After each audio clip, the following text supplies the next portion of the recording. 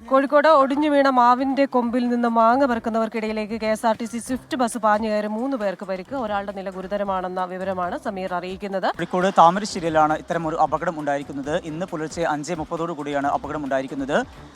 ബംഗളൂരുവിൽ നിന്ന് കോഴിക്കോട്ടേക്ക് വരികയായിരുന്ന സ്വിഫ്റ്റ് ബസ് ഇടിച്ചാണ് 3 പേർക്ക് പരിക്കേറ്റിരിക്കുന്നത്. ഈ 3 പേർ റോഡിലേക്ക് പൊട്ടി വീണ മാവിന്റെ കൊമ്പിൽ നിന്ന് മാങ്ങ പറിക്കുകയും അതുപോലെ റോഡിലേക്ക് വീണ മാങ്ങ പെറുക്കിയെടുക്കുകയുമായിരുന്നു. ഇതിനിടയിലേക്കാണ് ഈ ബസ് പാഞ്ഞു കയറുകയും ഈ 3 പേർക്ക് പരിക്കേൽക്കുകയും ചെയ്തിരിക്കുന്നത്.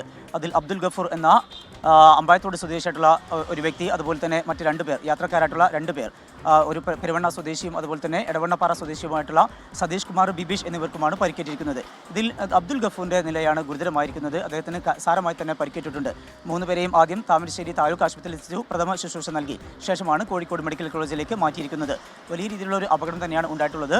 പുലർച്ചെ ഉണ്ടായിട്ടുള്ള അപകടമാണ്. ഈ ബസ്സിന്റെ ഡ്രൈവർക്ക്, അതായത് റോഡിൽ ഒരിക്കലും പ്രതീക്ഷിക്കുന്നില്ല ഇത്തരത്തിലുള്ള ആളുകൾ ഉണ്ടാകുമെന്നൊന്നും, അത്തരത്തിൽ അതിനകത്തേക്കാണ് ഈ വാഹനം ഓടിച്ചു കയറുകയും പിന്നീട് 3 പേർക്ക് പരിക്കേൽക്കുകയും ചെയ്തിരിക്കുന്നത്. ഏതായാലും ഇതിൽ ഒരാളുടെ നില ഗുരുതരമായി തുടരുകയാണ്. 3 പേരും കോഴിക്കോട് മെഡിക്കൽ കോളേജിൽ ചികിത്സയിൽ കഴിയുകയാണ്.